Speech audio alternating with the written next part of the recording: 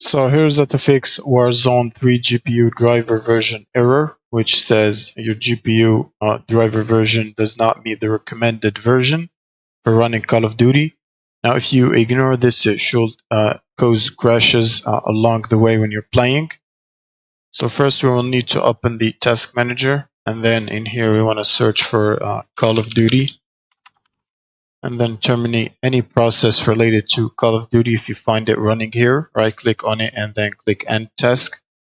Then you can simply close the task manager. Next, you want to open the device manager by right clicking Windows and go to device manager. And in this window, we want to double click on the display adapters and select your main GPU. Right click on it and click update drivers. And then click search automatically for drivers.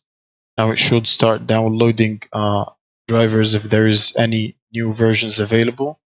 You can also search for updated drivers on Windows Update. And you should download and install any pending updates in here.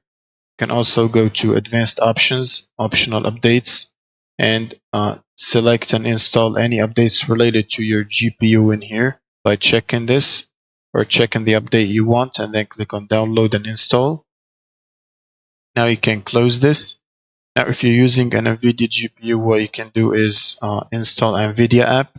So you can open your browser and search for NVIDIA app and install the NVIDIA app from here. Click on NVIDIA app and download and install it. Now if you already have it, you can open the NVIDIA app on your PC and then go to drivers section. And in here you want to download and install the latest driver. You can also press this button to check for updates. Make sure you download and install the latest GeForce Game Ready driver. Now once it's installed, you will need to reboot your PC.